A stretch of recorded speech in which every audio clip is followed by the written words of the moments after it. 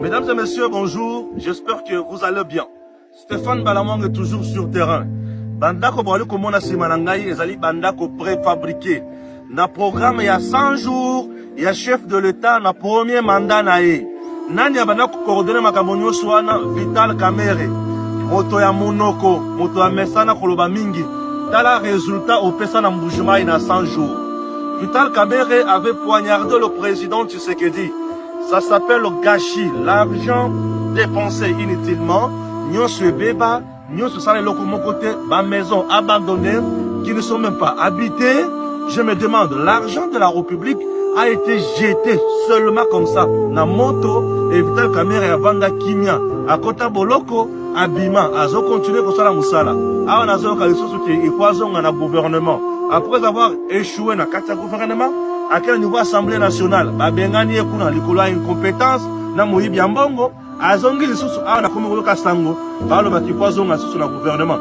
Tala Moussala au Salila Kapati, Tala Makambo, résultat au PESA. Ça c'était une façon d'haïr. Bana Yakasai oriental, Ozaki Koyina Bango, Kamerhe avait poignardé Tshisekedi dans le dos. En réalité, chers compatriotes, peuple congolais, quelqu'un comme Vital Kamerhe ne peut plus diriger dans notre pays. Puisque Bisika Touya Sala Makambo soit Sala Izakaka Yamabe, dans le résultat. Scandale, ça fait mal, ça laisse à désirer et ça nous fait énormément mal. Batata Bamama, Nazaka Karatere, Nakola Kisabino Makambo Nyonso, Oyo ba politicien Tema Mabe, Basala na Congo. Mais il est là, dialogue. Si c'était moi, Azaki Makasi ya Kokendeka Kutana M23, Oba Solobaye ba dialogue. Mais tala makamba peta ya pété. Oyo tango msusu na site oyo on pouvait faire de merveilles. Mais Kamerhe a fait ça biso passe. Au moni lelo, mutema passe mingi. Kamerhe doit payer un jour. Bonjour à tous. Je pense que vous êtes dans l'actualité chaque jour comme moi, surtout pour les problèmes de notre pays. Et nous ne cessons de vous dire que nous sommes là pour la RDC. Moi, je suis pasteur. Si je suis là, c'est pour la RDC. Je ne suis pas là pour vos conflits politiques. Je ne suis qu'un patriote. Dieu nous avait déjà recommandé. Il dit, je vous ai déporté dans un pays. Cherchez le bonheur de ce pays.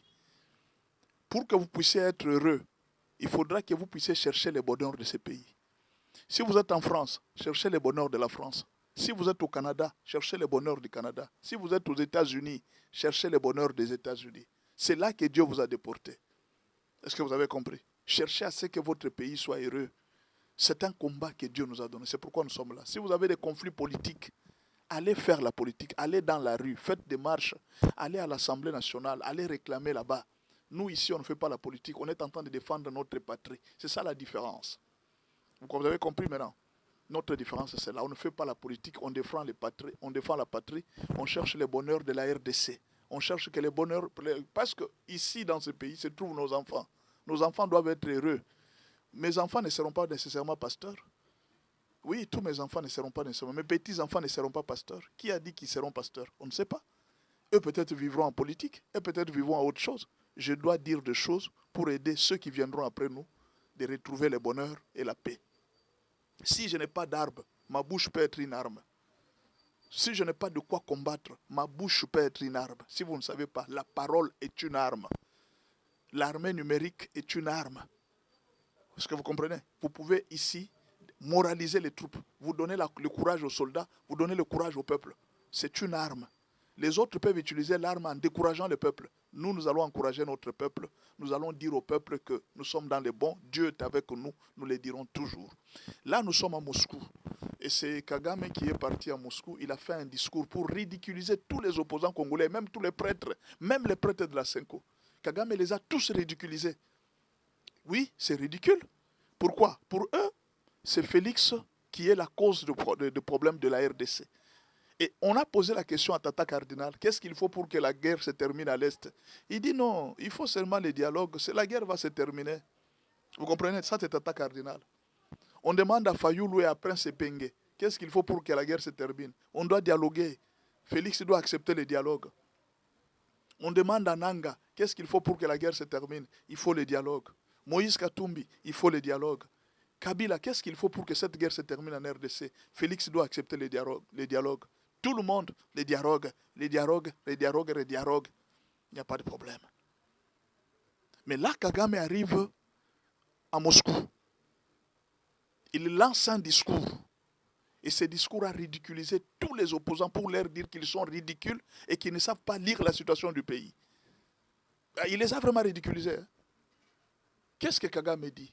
Kagame dit ceci. Il dit, les problèmes de la guerre au Congo, ce n'est ni Joseph Kabila, ni Félix Tshisekedi, ni les M23. Donc Félix Tshisekedi n'y est pour rien.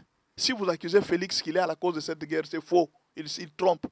Si vous accusez les M23, c'est faux. Si vous accusez même Joseph Kabila, c'est faux.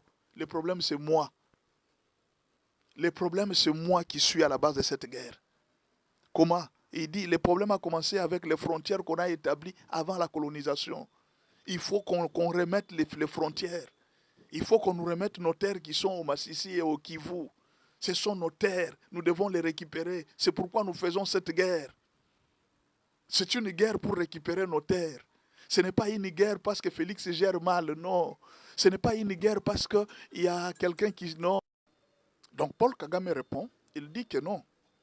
Le problème de la guerre de l'Est, ce n'est pas un problème du M23. C'est moi qui suis à la base. Parce que je suis en train de réclamer des terres que la colonisation avait mal partagées. Je voudrais qu'on change les frontières. C'est pourquoi je me bats.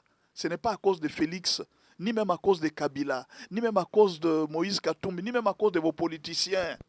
Ma question est la suivante. Maintenant, quand vous dites que non, nous allons dialoguer pour que la guerre se termine, Kagame vous répond. Il vous dit que non, même si vous dialoguez, la guerre ne se terminera pas. Parce que moi, mon problème, je ne combats pas la RDC à cause de vos problèmes internes. Je suis en train de combattre la RDC pour récupérer les terres de mes ancêtres. C'est ça la guerre en RDC. Le président Félix Tshisekedi dit ceci à tous les opposants et à tout le monde. Faisons un effort, mettons-nous ensemble pour combattre Paul Kagame parce qu'il veut nous prendre des terres. Il a le souci de nous prendre des terres. Non, Kagame ne fait rien au Congo. Kagame est innocent. C'est Félix qui est à la base. C'est Félix qui est à la base. Kagame vous dit que non. Je ne tue pas au Congo à cause de Félix. Je ne tue pas au Congo à cause de ce qui se passe entre vous et Félix. Si je tue au Congo, si je détruis les vies au Congo, c'est parce que j'ai le souci de récupérer mes terres. Maintenant, dites-moi, on va faire le dialogue. Le dialogue ne va pas terminer la guerre. Est-ce que je peux répéter? Même si on fait le dialogue ne va pas terminer la guerre. C'est ça que Kagame a dit. Même si vous faites vos dialogues, vos conciliabules, ça ne va pas terminer la guerre. Pour que la guerre se termine,